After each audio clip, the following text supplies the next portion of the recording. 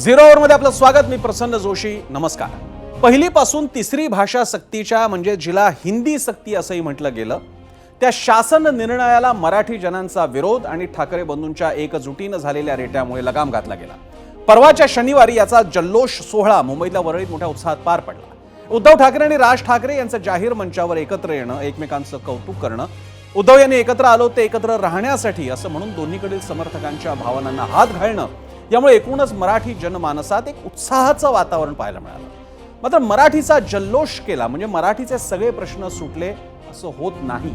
उलट आता कुठे मराठीचं राजकारण सुरू होतंय, कारण घटनाच अशा घडू लागलेल्या आहेत. त्याचं कारण ठाकरेंच्या शक्ती प्रदर्शनानंतर आता भाजपनेही आक्रमक व्हायला सुरुवात केली आहे. तर दुसरीकडे हिंदी भाषक अभिनेता आणि उत्तरेकडील काही राजकारणी हेही महाराष्ट्र, मराठी माणूस आणि ठाकरे यांना लक्ष्य करून चिथावणीखोर वक्तव्य करू लागली. भाजपचे राज्यातील नेते आशिष शेलार यांनी तर हिंदी, मराठी आणि मनसेनं केडियाच्या कार्यालयाला फोडल्याचा मुद्दा थेट पहलगामशी जोडत तिथे धर्म विचारून मारून टाकलं, इथे भाषा विचारून मारतायत अशी टीका केल्याने इथलं वातावरण तापलंय. मात्र या सगळ्या आगीत तेल ओतलं ते भाजप नेते आणि खासदार निशिकांत दुबे यांनी. त्यांनी मराठी माणसाबद्दल अत्यंत घाणेरडी टीका केली. उत्तर भारतीयांच्या जीवावर मराठी जगतात, महाराष्ट्राबाहेर या तुम्हाला आपटून मारू असा संताप आणणाऱ्या भाषेत त्यांनी मराठी लोकांना डिवचलाय. अशाच प्रकारची भाषा भोजपुरी अभिनेता निरहुआ, आणि हा निरहुआ अभिनेता मुंबईत राहतो, त्यानंही केलेली आहे. धन्यवाद नाना पाटेकर, प्रशांत नामले, मराठी चित्रपटसृष्टी आणि मराठी नाट्यसृष्टीला भावपूर्ण श्रद्धांजली, कारण आमच्यापैकी कुणालाही याबद्दल काही बोलावं असं वाटलेलं नाहीये. पण भोजपुरी अभिनेता निरहुआ यानंही टीका टिप्पणी केलेली आहे, मुंबईतून केलेली आहे.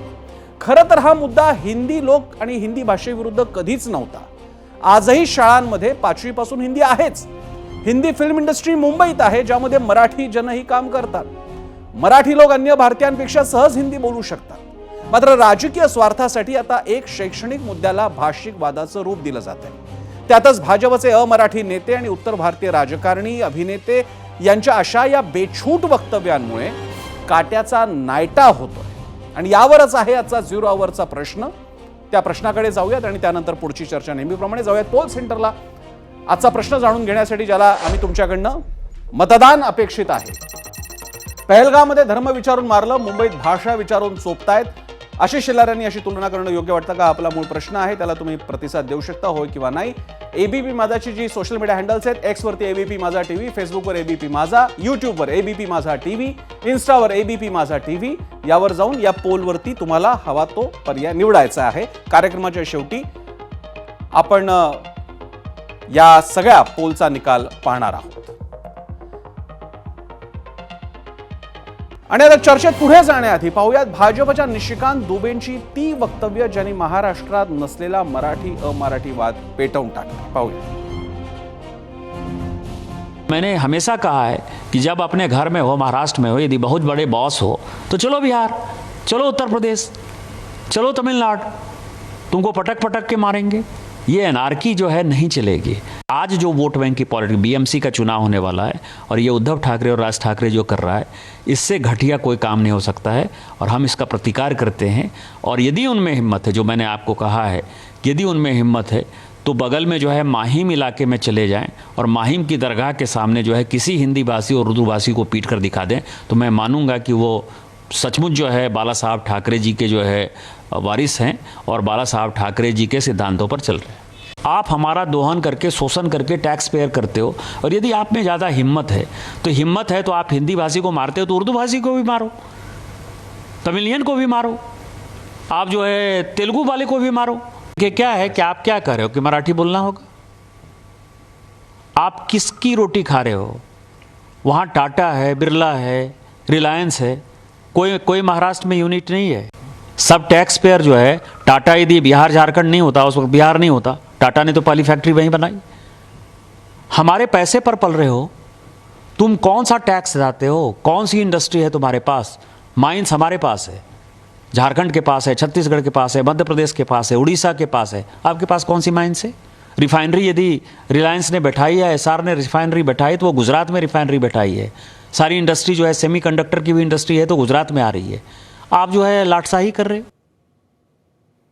या निशिकांत दुबेवर भाजपनं काही कारवाई केल्याचं ऐकिवात नाहीये, माहिती नाहीये आणि असल्यास निशिकांत दुबे भाजपला विचारत नसावा. कारण आत्ता हा कार्यक्रम सुरू असताना थोड्याच वेळापूर्वी निशिकांत दुबेने असं ट्विट केलेलं आहे ज्यामध्ये त्यांनी ही सगळी भूमिका आता जी आपण बाईटमध्ये पाहिली ती परत मांडलेली आहे आणि ठाकरेंवरती आरोप केलेला आहे की निवडणुकांच्या, महापालिका निवडणुकांच्या तोंडावर तुम्ही हा सगळा खेळ रचता आहे. या पार्श्वभूमीवर आज उद्धव ठाकरे यांना सुद्धा माध्यमांनी बोलतं केलं, त्यांच्याकडनं सुद्धा प्रतिक्रिया जाणून घेतल्या. पाहूयात उद्धव ठाकरे आणि आदित्य ठाकरे निशिकांत दुबेबद्दल काय म्हणतात.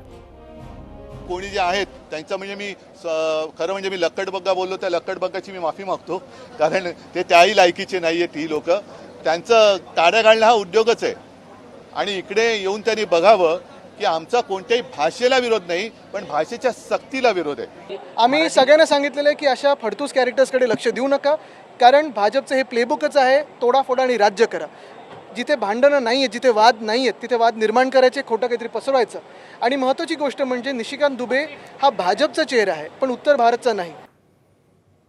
यानंतर एकूणच महाविकास आघाडीच्या अन्य नेत्यांनी सुद्धा निशिकांत दुबेवरती कसं तोंडसूक घेतलेले, कशी टीका केली आहे पाहूया. आमच्या राज्यात जाऊन भरा ना टॅक्स. आमच्या राज्यात कुणी सांगितलं आम्हाला टॅक्स भरा म्हणून? तुम्ही तुमच्या राज्यात जाऊन टॅक्स भरा, तिकडे जाऊन उद्योगधंदे करा. आमच्या राज्यामध्ये काय येऊन तुम्ही आमच्या मराठी माणसाचे उद्योगधंदे तुम्ही घेता. चीड येण्यासारखं वक्तव्य एका महिला भगिनीचं पाहिलं की त्या महिला भगिनीच्या पद्धतीने तिथं मीटिंग होती, त्या मीटिंगमध्ये ज्या पद्धतीने त्या बोलत होत्या की 4-5 दिन तक दुकानें बंद रखो, अगर दुकानें हम बंद रखेंगे तो ये लोग भूखे मर जाएंगे. अरे काय भाषा करताय तुम्ही? तुम्ही दुकानं बंद करा, 4-5 दिवस नाही.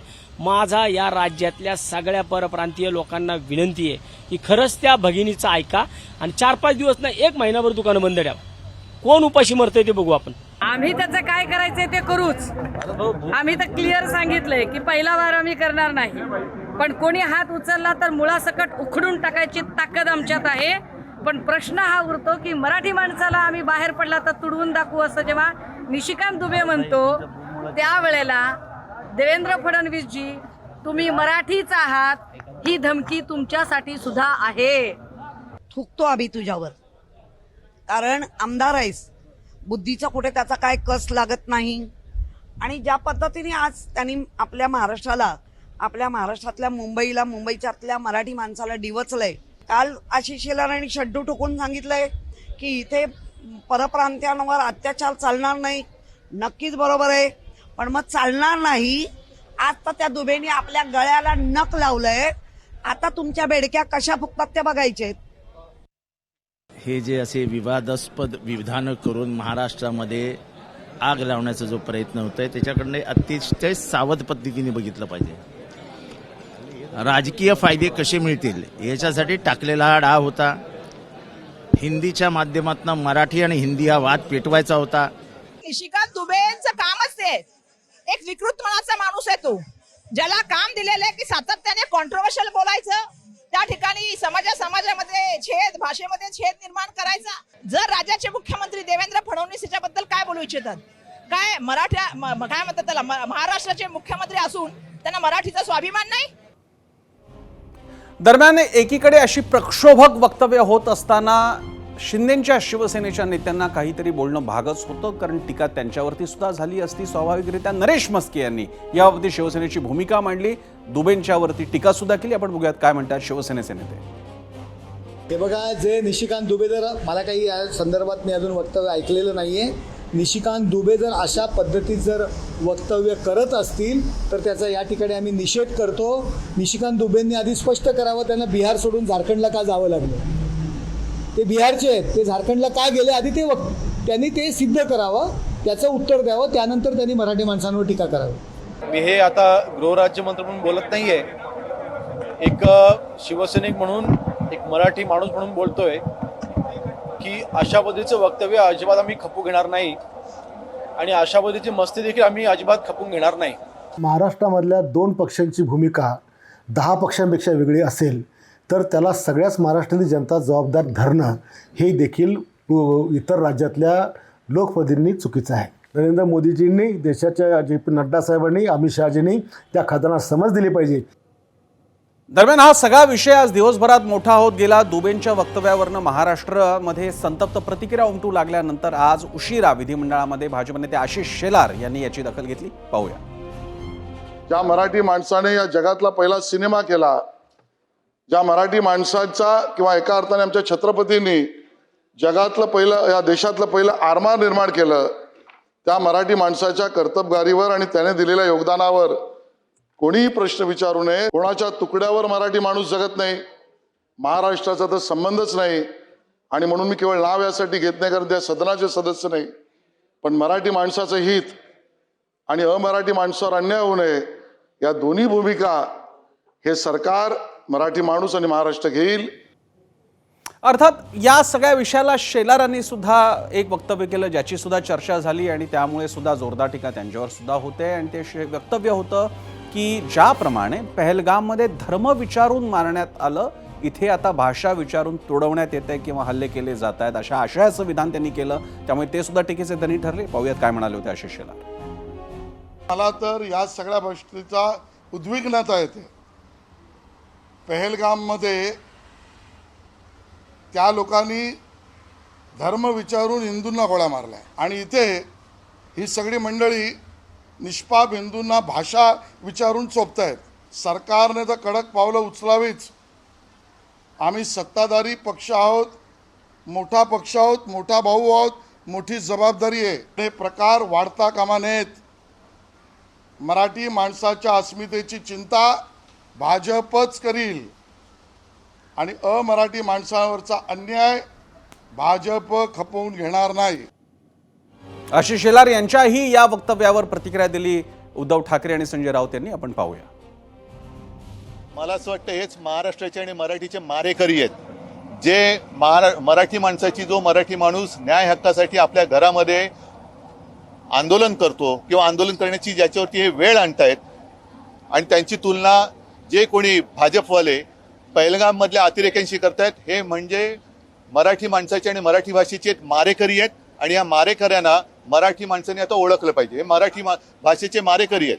आणि मग जर का त्यांनी विषय काढलाच असेल तर पहलगामचे अतिरेकी भाजपामध्ये गेले का हे त्यांनी सांगावं. मिळत कसे नाहीत हे पहलगाममधले अतिरेकी? गेले कुठे? ज्याने आमच्यावरती आरोप केला त्यांच्या घरामध्ये राहतात का? कोणी भारतीय जनता पक्षाचा नेता आंदोलनकर्त्यांना मराठी भाषेसंदर्भात पहलगावच्या अतिरेक्यांशी तुलना करतो. राज्याचे मुख्यमंत्री मराठी भाषेच्या आंदोलनाला रडगाणं म्हणताय. एक लक्षात घ्या, रडगाणं. पण हे रडगाणं जेव्हा वाढत जातं तेव्हा त्यातून क्रांतीची ठिणगी पडते. 1857चं बंड हे त्यातूनच झालं. आणि 1978 साली जो सत्तापालट झाला आणीबाणीनंतर, तो सुद्धा अशाच प्रकारच्या रडगाण्यातून झाला, रुदालीतून झाला. याचा अभ्यास फडणवीसांनी करणं फार गरजेचं आहे. त्यांचा इतिहास आणि राजकीय ज्ञान अलीकडच्या काळामध्ये कच्चं होत चाललेलं आहे. त्यांना शिकवणी हवी असेल तर आम्ही द्यायला तयार आहोत. की टेररिस्टची तुलना तुम्ही मराठी माणसाशी करत आहात, हे कसं तुम्ही आणि आम्ही सर्वजण खपून घेणार?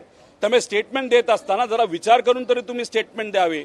मराठी माणसं जी या महाराष्ट्रामध्ये, यांना तुम्ही तर दहशतवादी म्हणत असाल, हे आम्ही सर्वजण कसे खपून घेऊ? त्यामुळे आशिष शेलारजींचं जे वक्तव्य त्याचा निषेध मी करतो. मारहाण करण्याचं समर्थन मी करतच नाही. मी कुठल्या भाषेचा दुराग्रह, द्वेष त्याचंही समर्थन करत नाही. पहलगामच्या अतिरेक्यांशी तुलना करणं हे म्हणजे अतिच झालं. मराठी माणसाला तुम्ही जिहादी म्हणणार, मराठी माणसाला तुम्ही अतिरेकी म्हणणार.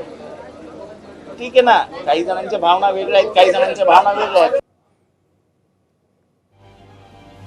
तुम्ही आता जी सगळी विधानं पाहिली, तुम्ही उद्धव ठाकरेंना बोलताना पाहिलं, संजय राऊतांना बोलताना पाहिलं, जितेंद्र आव्हाडांना बोलताना पाहिलं, रोहित पवारांना बोलताना पाहिलं, तुम्ही आशिष शेलारांनाही बोलताना पाहिलं, नरेश म्हस्केंना बोलताना पाहिलं. एखादा पक्ष राहतोय का, एखादा नेता राहतोय का यावरती बोलण्याचा? एखादा पक्ष राहतोय का याबद्दल व्यक्त होण्याचा? तो पक्ष आहे मनसे. ज्या शिवसेना आणि मनसेने आत्ताच मेळावा घेतला होता आणि कठोररित्या, म्हणजे राज ठाकरे म्हणाले होते की शांत आहोत म्हणून आम्ही काही विशिष्ट प्रकारची माणसं नाही आहोत. मग आता निशिकांत दुबे जो कोणी साधा नाही, तो खासदार आहे का पक्षाचा आणि थेट महाराष्ट्राच्या अस्मितेवरती नांगी, म्हणजे थेट पाय ठेवण्याचा प्रयत्न करतोय. त्याबद्दल मनसेकडून विधान आलेलं नाही. आता याबद्दल भूमिका नंतर ते मांडणार आहेत का हे बघावं लागेल. पण या बाबतीत काही स्पष्ट भूमिका, मनसेची एकूणच सध्याची सावध भूमिका अनेक शक्यतांना जन्म देते. दरम्यान एक पूर्ण वेगळी बातमी आहे, पण आहे एका वेगळ्या अर्थानं संबंधित. भाजपच्या निशिकांत दुबेंसारख्या नेत्यांनी महाराष्ट्र आणि मराठी माणसाची भाकर उत्तर भारतीयांमुळे मिळते असं वक्तव्य करून मराठी माणसाच्या सन्मानाला ठेच लावली. खरं तर यावर्षीच्या जूनमध्ये देशाच्या एकूण जीएसटी संकलनात महाराष्ट्राचा वाटा किती होता? 30,553 कोटी. आणि हा आकडा अख्ख्या उत्तर भारतातील हिंदी राज्यांपेक्षा अधिक आहे. मात्र याची जाण हे बोलभांड नेते ठेवत नाही. त्यांच्यासाठी एक आता वेगळी गमतीदार बातमी लखनौ मधली. या लखनौमध्ये जे उत्तर प्रदेशचं राजधानीचं शहर आहे, आयोजित करण्यात आलेल्या आंबा महोत्सवाच्या शेवटच्या दिवशी लोकांची प्रचंड गर्दी होती. मात्र महोत्सव संपताच लोकांनी तिथल्या स्टॉलवरचे आंबे अक्षरशः उचलून नेले. कुणाच्या तरी मेहनतीचं फळ हे असं पळवून नेण्याची आमच्या महाराष्ट्राची संस्कृती नक्कीच नाही. एक आंबा मागायला आला तर परडी अख्खी देऊन टाकू, पण तिथे मात्र उत्तर प्रदेश, उत्तर भारतीय त्यांची संस्कृती आणि दुबेंनी जे काही मुक्ताफळं उधळलेली आहेत, पण त्या मुक्ताफळं उधळणाऱ्या दुबेंना आपल्या नाकाखालच्या बाजूच्याच एका राज्यातल्या राजधानीमध्ये काय चाललंय ही दृश्य जर का कोणी दुबेंना पाठवली तर तेवढेच मदत होईल. दुबेंचे कदाचित डोळे उघडतील. उत्तर प्रदेशमधल्या लखनौमध्ये दुसऱ्याने मांडणीसाठी ठेवलेली फळं, प्रदर्शनासाठी ठेवलेली फळं घेऊन जाताना, त्याला आता चोरी तरी कसं म्हणावं, घेऊन जाताना आपल्यालाही आपले उत्तर भारतीय बांधव, ते आपले बांधवच आहेत, आपण एकाच देशाचे नागरिक आहोत, ते आपले बांधव आहेत, पण या बांधवांवर अशी का वेळ यावी की ते मोठ्या संख्येनं महाराष्ट्रात येतात, त्यांच्यासाठीच्या रेल्वे गाड्या सुरू होतात आणि एवढं करून सुद्धा स्वतःच्या राज्यात त्यांना जिकडे प्रचंड मोठे एक्सप्रेस वे आहेत तिथे आंबे असे घेऊन जावे लागतात. अशी वेळ त्यांच्यावर का यावी याबद्दल आमच्या उत्तर भारतीय बांधवांसाठी आमच्या मनात खरंच वेदना होता.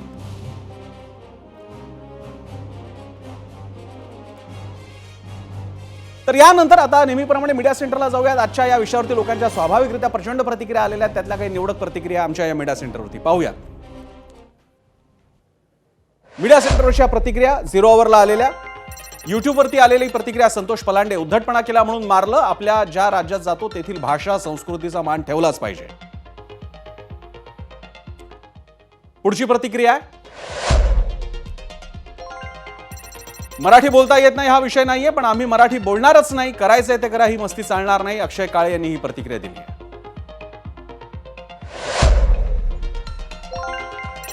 पुढची प्रतिक्रिया राजेंद्र लाड यांची, शेलार संदर्भ सोडून बोललात, हे परप्रांतीय भाषेच्या वादावरून मराठी लोकांशी उद्दामपणे वागतात म्हणून अशी कृती करावी लागते. तर अविनाश वैष्णव लिहितात, अशी अपेक्षा नव्हती यांच्याकडून, महाराष्ट्रात राहून मराठी माणसाची तुलना अतिरेक्यांसोबत करणं योग्य नाही.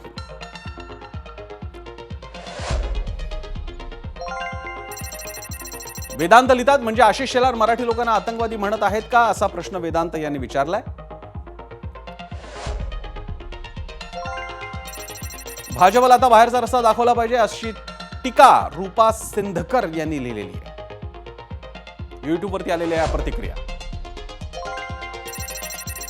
प्रशांत देशमुख लिहितात, राज्यात महत्त्वाचे ज्वलंत प्रश्न आहेत, पावसामुळे अनेक भागात ओल्या दुष्काळाची परिस्थिती ओढावली आहे, त्यावर फोकस करा.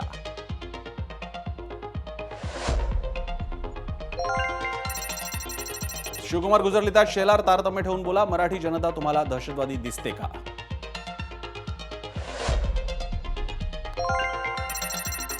मयूर लिहितात, त्यांच्या पक्षाच्या लक्षातच येत नाहीये की काय करू आणि काय नाही ते, म्हणून ते असं बोलत सुटले. एक्सवरती आलेल्या प्रतिक्रिया.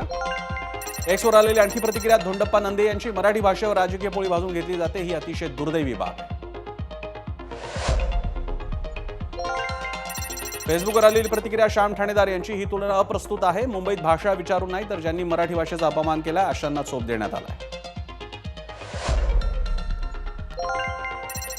तर मनोहर पाटील लिहितात, दोन्ही भाऊ एकत्र आले आणि लोकांनी त्यांना डोक्यावर घेतलं, हे आता भाजपला सहन होत नाहीये आणि भाजप पण फक्त महानगरपालिका निवडणुकीसाठी हे सर्व करत आहे.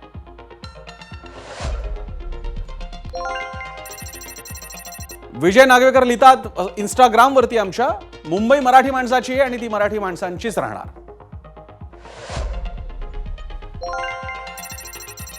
सचिन लिहितात, तुमचे शेठ अजूनही आतंकवाद्यांना शोधतच आहेत, त्यांना जरा विचारा ते आता कसे आले आणि कसे केले.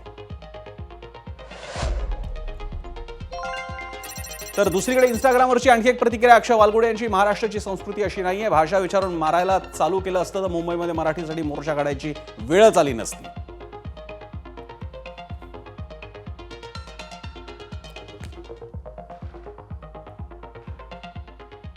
दरम्यान आताच थोड्या वेळापूर्वी मनसेचे नेते राजू पाटील माजी आमदार यांची प्रतिक्रिया आलेली आहे. या सगळ्या वादावर पाहूयात काय म्हणतात राजू पाटील. असे कुत्रे अनेक भुंकत असतात, आम्ही त्यांच्यावर लक्ष देत नाही. ते ज्या राज्याचं प्रतिनिधित्व करतात त्याच्यापेक्षा 10 पट जास्त GST एका वर्षात आपलं महाराष्ट्र राज्य देतो. त्यांना 10 वर्षात जेवढं जमा होणार नाही तेवढा महाराष्ट्र एका वर्षात देतोय आणि ते आम्हाला शिकवणार की त्यांच्या पैशावर हे करतं. अरे तुमची आता जी गुन्हेगारी होते, ज्या खंडण्या व्यापाऱ्यानं अपहरण करून ज्या खंडण्या वसूल केल्या जातात, त्यासाठी ते व्यापारी तुमच्याच जातीचे व्यापारी तिथे राहत नाही. याचा कुठेतरी त्याने आत्मपरीक्षण करायला पाहिजे. आणि यानंतर गेस्ट सेंटरकडे जाऊयात. आजची चर्चा सुरू करायला झिरोवरची आपल्यासोबत मान्यवर आहेत. माझ्यासोबत आहेत वसंत मोरे. वसंत मोरे हे शिवसेना उद्धव बाळासाहेब ठाकरे पक्षाचे नेते आहेत आणि आज त्यांनी जो काही आक्रमक पवित्रा घेतला त्यामुळे ते आज जरा चर्चेत राहिले. उत्तर भारतीय विशेषतः दुबेंच्या वक्तव्यानंतर चिडलेल्या वसंत मोरेंनी थेट सोटाच दाखवलाय त्यांना. रोहित चंदावरकर आहेत, वरिष्ठ राजकीय पत्रकार. पंडित सुनील शुक्ला आहेत, जे उत्तर भारतीय विकास सेनेचे अध्यक्ष आहेत आणि वेळोवेळी ठाकरेंवरती टीका करत असतात. त्यांचा असा दावा आहे यंदाच्या मुंबई महापालिका निवडणुकीत उत्तर भारतीयच महापौर होणार. आणि आपल्यासोबत आहेत अवधूत वाघ, भाजपचे वरिष्ठ नेते आणि प्रवक्ते. सर्वांचं स्वागत. मी पहिल्यांदा अवधूत वाघ यांच्यापासून सुरुवात करणार आहे. अवधूत वाघजी, सगळा विषय बाजूला सोडा, महाराष्ट्र मराठी अस्मिता पण बाजूला सोडा. तुम्ही भाजपचे आहात, तुम्ही संघाच्या मुशीतून घडलेले आहात. संघ आणि भाजपची पायाभरणारी करणारी नेते मराठी आहेत. तुमचे पहिले सरसंघचालक अर्थातच मराठी, पहिले 3 सरसंघचालक सगळेच मराठीच आहेत, एखाद अपवाद वगळता. भाजपची पायाभरणी करणारे सगळी मंडळी मराठी. कितीही राष्ट्रवादाचं आपण म्हटलं तरी सुद्धा हे मराठी मूळ ओलांडता येत नाही. उलट मी ऐकून आहे, मला दुरुस्त करा, संघामध्ये पुढे जायचं असेल आणि संघामध्ये एका पातळीला मराठी येणं एका अर्थानं अनिवार्य नव्हे पण अपेक्षित असतं की मराठी आलं पाहिजे, कारण ही मूळ संघटनाच महाराष्ट्रातून आहे. मग असा मूळ ढाचाच ज्यांचा मराठीचा आहे, मूळ जिथून गंगोत्रीच मराठीची आहे, त्या संघटनेच्या राजकीय पक्षाचा एक खासदार थेट महाराष्ट्राच्या जनतेला त्यांच्या भाकरीवरती पोषणारा म्हणतो. असं म्हटल्यानंतर आमची अस्मिता सोडून द्या मराठी लोकांची. अवधूत वाघ, तुमची अस्मिता नाही का ठेच पोचत त्याला? सर्वप्रथम मी तुमची चूक दुरुस्त करतो. संघ जरी नागपूरमध्ये 1925 ला स्थापन झाला तरी संघाला फक्त मराठी महाराष्ट्र पुरतं मर्यादित करू नका. संघ ही निशेष हिंदूंची संघटना करण्यासाठी तयार झालेली एक व्हॉलंटरी ऑर्गनायझेशन आहे आणि तेच संघाचं अंतिम ध्येय आहे. त्यामुळे सर्व भाषा या आम्ही समान मानतो. याच्यामध्ये आम्ही कुठेही संघामध्ये मराठीला उजवं किंवा डावं माप दिलं जात नाही. किंबहुना परवाच झालेल्या एका पत्रकार परिषदेत आमचे बौद्धिक प्रमुख सुनील आंबेकरजी यांनी स्पष्ट शब्दात संघाची भूमिका मांडली. संघ मातृभाषेतील शिक्षणालाच प्रोत्साहन देतो. प्रत्येक राज्यामध्ये त्या राज्याची जी मातृभाषा असेल त्या मातृभाषेतून मुलांना शिक्षण मिळावं याबद्दल संघ अतिशय नेमकेपणाने व्यक्त होतो. दुसरी गोष्ट आहे की भारतीय जनता पक्ष महाराष्ट्र हा देखील महाराष्ट्रामध्ये फक्त आणि फक्त मराठी हीच प्राथमिक भाषा असली पाहिजे, प्रथम क्रमांकाची भाषा असली पाहिजे याबद्दल ठाम आहे आणि त्यासाठी आम्हाला आमचे जे दिल्लीचे नेतृत्व आहे त्यांचं सबळ पाठिंबा आहे. दुसरा जो प्रश्न आहे मराठी भाषेच्या अस्मितेचा, मला ठेच पोचली की नाही, तर मला स्पष्टपणे असं वाटतं की पक्ष कोणाचे काही असू देत, जर हा महाराष्ट्राची समस्या आहे तर महाराष्ट्राची समस्या सोडवण्यासाठी आम्ही सगळे सक्षम आहोत. या प्रश्नामध्ये इतरांनी उगाच नाक खुपसू नये, त्यांच्या नाकामध्ये आम्ही बोट घातल्याशिवाय राहणार नाही. तिसरी गोष्ट म्हणजे नरुआ असू देत किंवा काय त्याचं निशिकांत दुबे असू देत, हे दोघेही जरी भारतीय जनता पक्षाचे नेते असले तरी त्यांचं ह्या मुद्द्याबद्दलचं वक्तव्य हे त्यांचं वैयक्तिक आहे. आम्ही त्याचं समर्थन करत नाही आणि त्याचा भारतीय जनता पक्षाशी काही संबंध नाही. किंबहुना त्यांनी अशा संबंधामध्ये निष्कारण नाक खुपसून मला वाटतं की मराठी लोकांना डिचवलं आहे. नक्की आपल्या भाषेबद्दल अभिमान व्यक्त करत असताना दुसऱ्या भाषेबद्दल असं बोलणं हे नक्कीच वाईट आहे आणि निषेधार्ह आहे. त्यामुळे या दोन्ही गोष्टींचा भारतीय जनता पक्षाचा प्रवक्ता म्हणून मी ऑफिशियली याचा निषेध करतो. आता हे झाल्यानंतर मराठी भाषा जी आहे ही या मराठी भाषेला पुढे कसं न्यायचं ही स्वातंत्र्यवीर सावरकरांची भाषा, ही छत्रपती शिवाजी महाराजांची भाषा, ही ज्ञानोबाची भाषा, ही एकनाथ तुकाराम नामदेव चोखामेळ्यांची भाषा आहे. या भाषेला पुढे कसं द्यायचं हे महाराष्ट्रातले नेते, महाराष्ट्रातले भाषा तज्ञ, शिक्षण तज्ञ, महाराष्ट्रातली जनता ठरवेल. तुमचा काय संबंध? तुम्ही का बोलता? तुम्ही का नाक खुपसता? त्यामुळे हे जे आणि किती घाणेरडं वाक्य आहे की महाराष्ट्रातली लोक आमची भाकरी आणि चाकरी, काय मला मी ऐकलं पण नाही होते, पण मी जे काय रील बिल बघितले, जे काय ऐकलं ते अतिशय म्हणजे किळसवाणं वाक्य आहे. त्याचा मी तीव्र शब्दात निषेध करतो. अवधूत वाघजी, आपण निषेध केला, चांगली गोष्ट आहे. त्या मानानं लोकांना हे एक वाक्य अपेक्षित होतं की आपल्याकडनं, आपल्या पक्षाकडनं अशी काही भूमिका घेतली जावी आणि ती तुम्ही घेतली, याचं स्वागत सुद्धा आहे. प्रश्न असा आहे की कदाचित तुमच्या नजरेतून सुटलं असेल, तुम्हाला माहीत नसेल, स्वाभाविक असेल, पण निशिकांत दुबे यांनी आता थोड्या वेळापूर्वी ट्विट करून जे बोलले तेच परत बोललेले आहेत आणि ठाकरेंवर टीका केलेली आहे. त्यातली ठाकरेंवर टीका त्यांनी जरूर करावी, तो त्यांच्या राजकारणाचा मुद्दा आहे. पण पुन्हा पुन्हा महाराष्ट्र आणि मराठीबद्दली मंडळी बोलत असतात आणि शिवाय हे दावा करतात तुम्ही महाराष्ट्राच्या बाहेर या, तुम्हाला आपटून आपटून मारू, असा विचार 12 कोटीच्या महाराष्ट्रानं 1.25 कोटी MMRD रिजनमध्ये राहणाऱ्या मराठी माणसानं करायचा विचार केला तर काय उद्भवेल परिस्थिती? पण अर्थात असं न वागणारा आपला मराठी माणूस आहे. प्रसन्नजी, असं आहे की मुद्द्याची गोष्ट मुद्द्यावर कोणीच आणू नये. कोणी अरे म्हटलं तर कार्य तर होणारच. आता मागं नाव पण मी त्याचं घेऊन त्याला मोठा बनवू इच्छित नाही. तो 30 वर्ष म्हणे मुंबईमध्ये राहतो आणि म्हणतो मी मराठी बोलणार नाही, जे काय करायचं ते करा.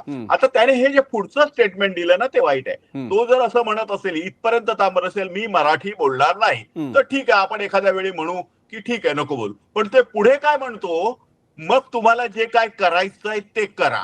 आता हे त्याने जर ओपन चॅलेंज दिलं प्रसन्न आणि कोणीतरी ते एक्सेप्ट केलं तर ते एक्सेप्ट करणाऱ्याची चूक आहे असं मला वाटत नाही. एक तर तुम्ही आव्हान दिलं नाही पाहिजे, आव्हान दिल्यानंतर प्रति आव्हान येणार. त्यामुळे कोणीही कोणाला आव्हान देण्याच्या भानगडीमध्ये पडू नये, कोणीही कोणाला आव्हान देण्याच्या भानगडीत पडू नये. आणि दुसरी गोष्टी, जोर जबरदस्ती न करता ही ज्ञानोबांची भाषा, ही ज्याच्यामध्ये ज्ञानेश्वरी जगाची प्रार्थना आहे हो पसायदा. हो ते आलं अवधूत वाघजी, मला बेसिक मुद्दा लक्षात आला.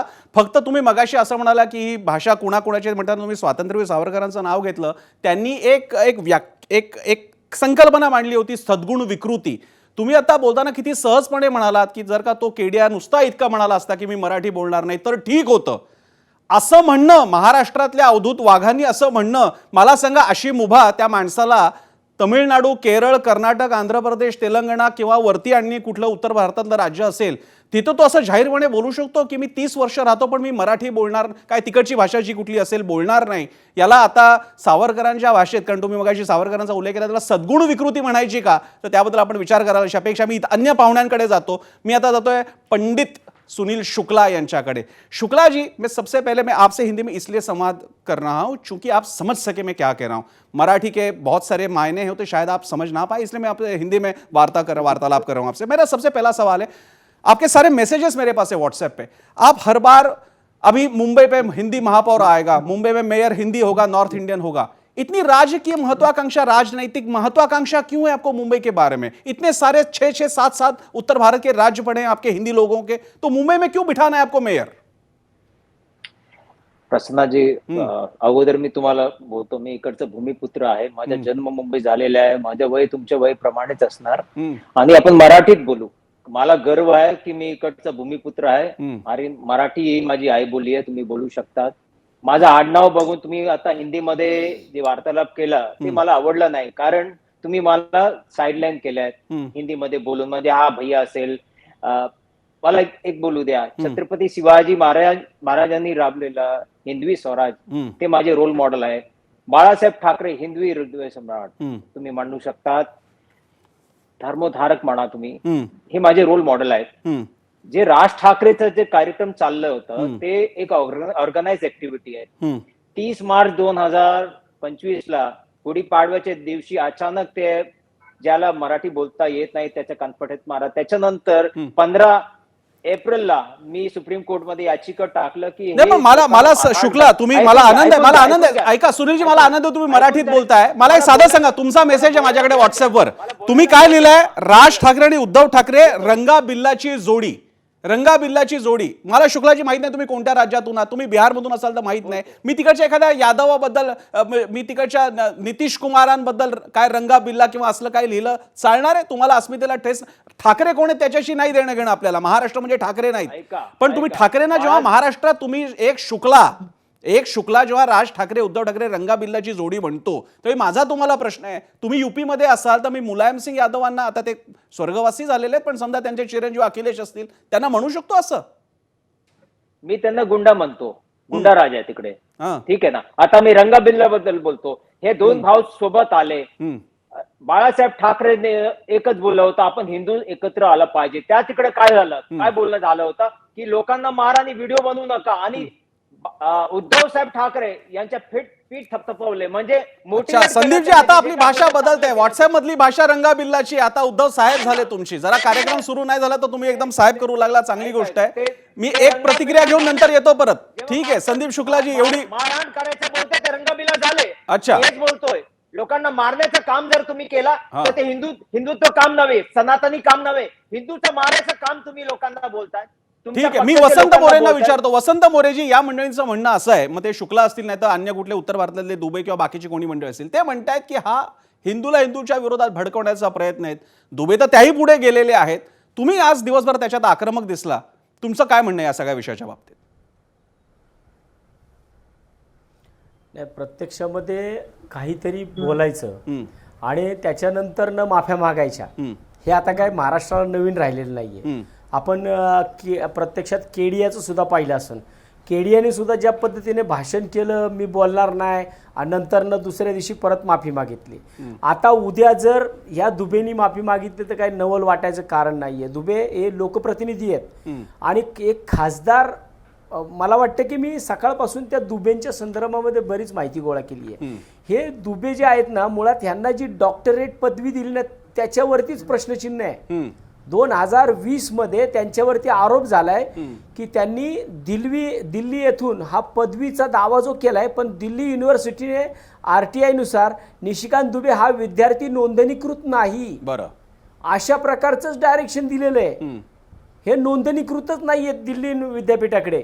मग हे काय, म्हणजे जर जो माणूस एवढा बोगस आहे, शिवाय यांच्यावरती अजून एक 31 मार्च 2024ला यांनी यांच्या पूर्ण फॅमिलीने यांच्या विरोधात एक FIR सुद्धा आहे की तो बाबा बैद्यनाथ मेडिकल ट्रस्ट या माध्यमातून मेडिकल कॉलेज रुग्णालयाची फसवणूक करून ताबा घेतलाय.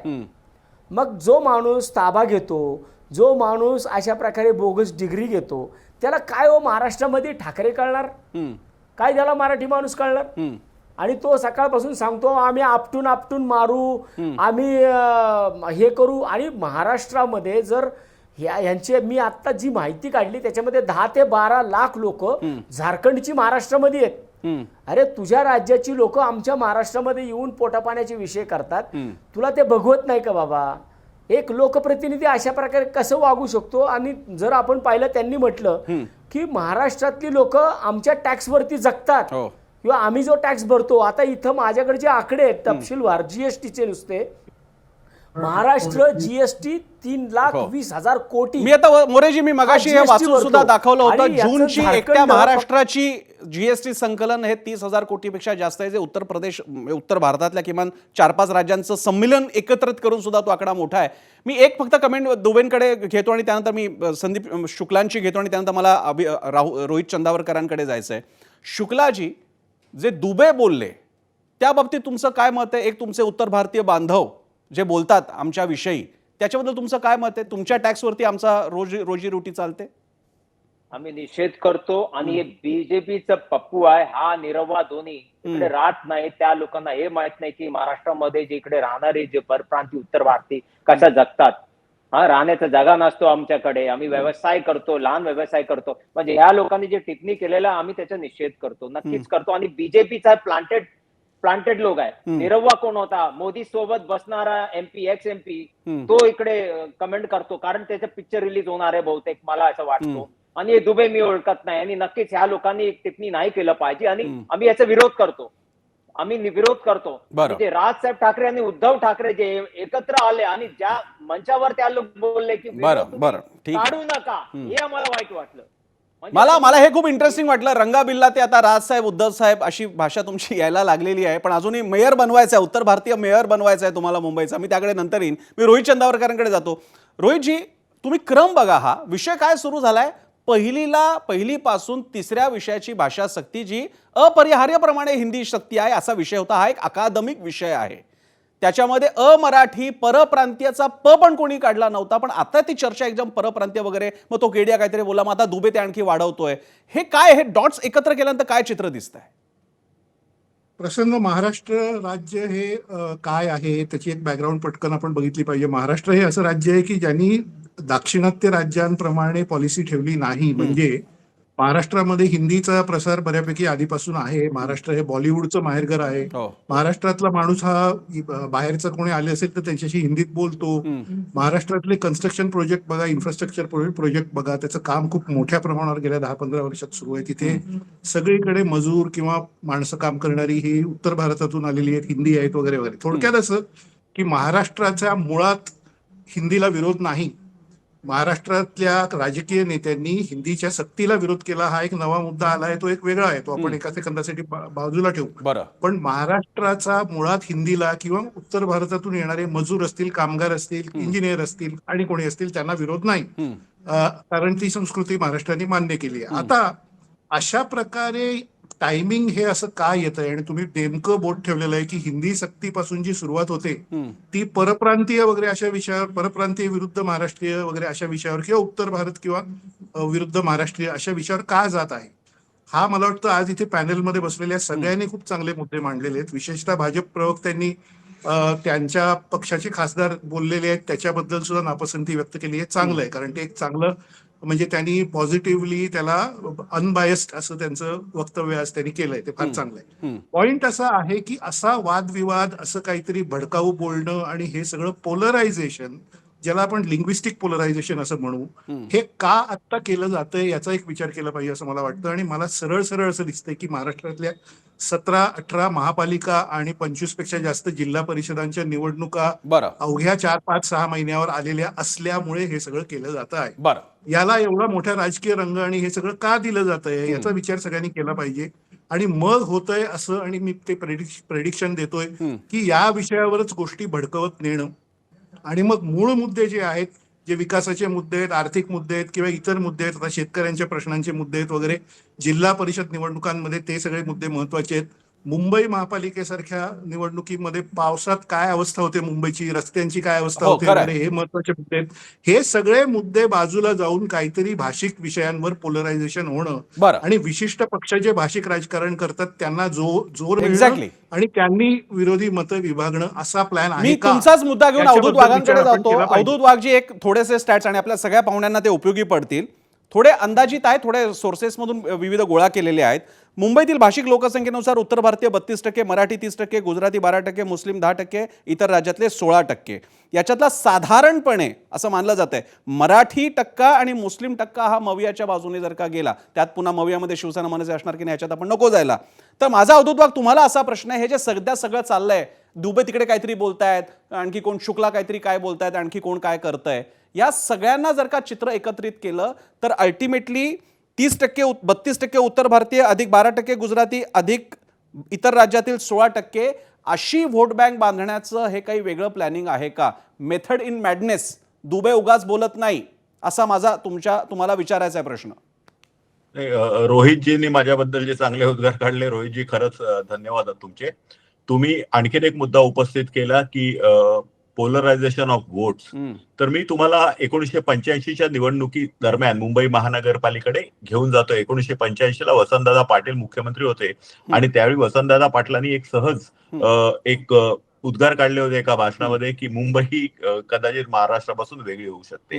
केवळ त्या एका स्टेटमेंटच्या जोरावर 1985ची कॉर्पोरेशनची इलेक्शन चेंज झाली आणि पहिल्यांदा छगन भुजबळ या मुंबईचे मुख्यमंत्री झाले, मुंबईचे महापौर झाले. 1992ला मी अवधूत वाघजी फक्त वेळेची मर्यादा घेऊन तुम्ही आत्ताच्या थेट मुद्द्यावर या. आता हे सगळं भाजपकडनं अप्रत्यक्षरित्या घडवलं जातं आहे का?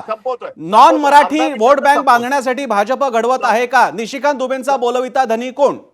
सांगतो ना तुम्हाला. तर 1992ला 5 वर्ष जर सोडली जी काँग्रेसकडे सत्ता होती, त्यानंतर सातत्याने शिवसेना आणि मित्रपक्षांकडे सत्ता राहिलेली आहे आणि प्रत्येक वेळी मराठीचा मुद्दा आणि मुंबई महाराष्ट्रापासून तोडली जाते ही हा कॉर्पोरेशनच्या आधी तुम्ही आम्ही सर्वांनी ऐकलेली आहे. त्यामुळे पुन्हा एकदा 5 वर्षानंतर हाच मुद्दा ज्यांनी काढला, कारण त्याला हिस्टॉरिक पार्श्वभूमी आहे. ठीक आहे, मग वसंत मोरेंना मी विचारतो.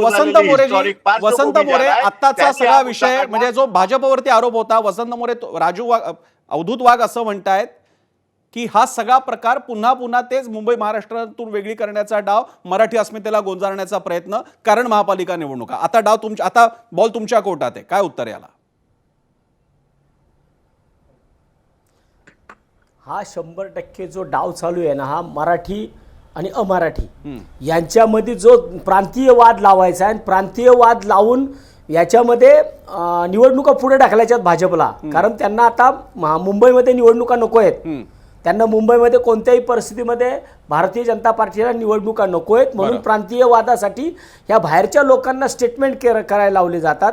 आणि त्यांना स्टेटमेंट करायला लावायचं, जर खालच्या भागामध्ये वाद लावून द्यायचे लोकांमध्ये आणि आपलं जे काही साध्य करायचं ते करायचं. हा भाजपचा एक डाव आहे आणि जो वेगवेगळ्या मार्गाने हिंदीचा बघितला टाकून खडा तो बसला नाही. आता हा प्रांतीय वादाचा खडा टाकण्याचं काम भारतीय जनता पार्टीच्या माध्यमातून होतंय आणि मला वाटतं की हा डाव सुद्धा त्यांचा. पण वसंत मोरेजी, तुम्ही एकेकाळी मनसेत सुद्धा होता, अगदी आतापर्यंत मनसेत होता. तुमचा परवा फोटो सुद्धा पाहिला, त्याच्यात उद्धव ठाकरे, राज ठाकरे यांच्या फोटोसमोर तुम्ही नतमस्तक झाल्याचा फोटो सुद्धा खूप व्हायरल झालेला आहे. पण एवढा मोठा वाद होत असताना मनसेच्या पहिल्या फळीतून स्वतः राज ठाकरेंकडून काही विधान आल्याचं माहित नाही. आता या घडीला आलं असेल तर माहित नाही, पण काही आलेलं नाही. काय नेमका अर्थ घ्यायचा यातून?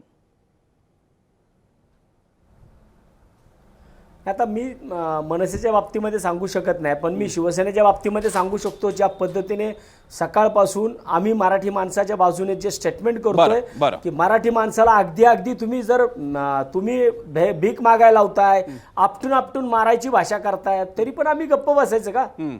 म्हणून आम्ही आज दांडकी बाहेर काढली. तर मी आता सुद्धा इथं समोर दांडकं ठेवलेलं आहे. जर वेळ पडली ना तर ही बेसबॉल स्टिक जिनी पुण्यामध्ये इतिहास घडवलाय, ही बेसबॉल स्टिक मला परत बाहेर काढायला लागली ना तरी मी मागं पुढे बघणार नाही. ही तुम्ही त्या आपल्या आत्ताच्या पाहुण्यांना पण दाखवताय का? ही जे संदीप शुक्ला बसलेत त्यांना पण दाखवताय, सुनील शुक्लांना पण दाखवताय तुम्ही, वसंत मोरे? जो महाराष्ट्राच्या विरोधामध्ये जाईल, महाराष्ट्राच्या मराठी माणसाच्या विरोधामध्ये जो जाईल त्याच्यासाठी हे औषध आहे. शुक्लाजी, मैं आपके पास, ज्याला कुणाला काय समजायचं तर समजून जावं.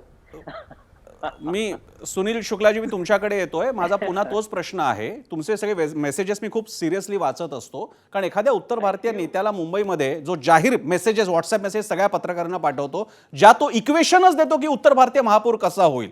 महाराष्ट्राने एकदा उत्तर भारतीय गृहराज्यमंत्री बघितलाय आणि असं असायला हरकत नाही. भारतात कोणी कुठेही जावं, जरूर व्हावं. मधु लिमये उत्तर भारतातून खासदार झाले होते, काही प्रॉब्लेम नाही. प्रश्न असा आहे, ही महत्वाकांक्षा करत असताना तुमची गणितं काय आहेत? का हवा एवढा महापौर आणूनच दाखवणार आम्ही, अशी काय ईर्षा दाखवतात? बोलतो अगोदर आम्ही उत्तर भारतीय काँग्रेस लोकांना वोट करायचं, त्याच्यानंतर जेव्हा राजसाहेब ठाकरे मारहाण चालू केलं 2008 पासून आतापर्यंत आम्ही बीजेपीला करत होता. आता नंतर काय आलं, आता मला जेव्हा मारहाण राजसाहेब ठाकरेने चालू केलं त्याच्यानंतर बीजेपी गप्प बसली होती. आपलं आकडं एकदम क्लिअर आहे, 32% हे लोक जे डिवाइड झालेलं आहे ह्यांना मी एकत्रित करतो. आणि मी तुम्हाला हे नुसतं चॅलेंज नाही देत, मी तुम्हाला गणित बोलतो. मला 10 पैकी 3 पण आले, 30%.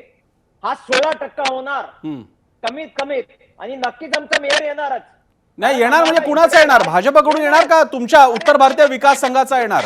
सपोर्ट कोणाला देणार तुम्ही? शुक्ला, तुम्ही कोणाला सपोर्ट देणार?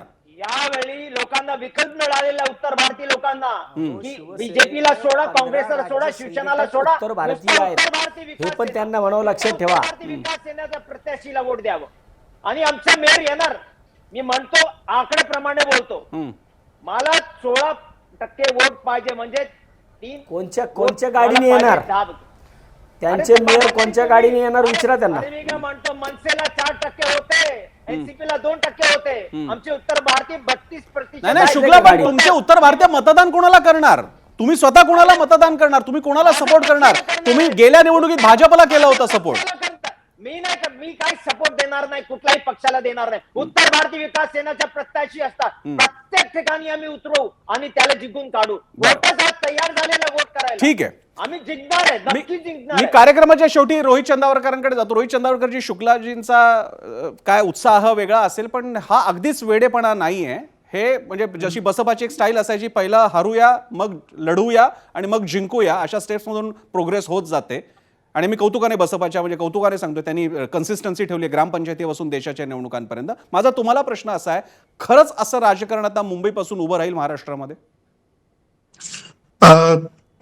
प्रसन्न, ही काय पहिली वेळ नाही की अमराठी कोणी नेत्यांनी मुंबई असो किंवा अन्य कुठल्या शहरामध्ये असो त्याच्यामध्ये नेतृत्व. आता तुम्ही बघा ना, काँग्रेस पक्ष सुद्धा मुंबईमध्ये BRCC Bombay regional Congress committee असं जे होतं किंवा नंतर मुंबई प्रदेश काँग्रेस, त्याचं नेतृत्व अमराठीच लोक करत आलेत ना वारंवार. म्हणजे मुरली देवरा हे आता तुम्हाला मराठी बोलायचे, ते मराठी मानू शकतो एका अर्थाने त्यांना. मुरली देवरा असो, कृपाशंकर सिंग असो किंवा कोणी असो, त्यामुळे एखाद्या पक्षाचा मुंबईच्या युनिटचा अध्यक्ष किंवा नेता हा जर उत्तर भारतीय किंवा अमराठी माणूस होणं ही परंपरा मुंबईमध्ये आहे.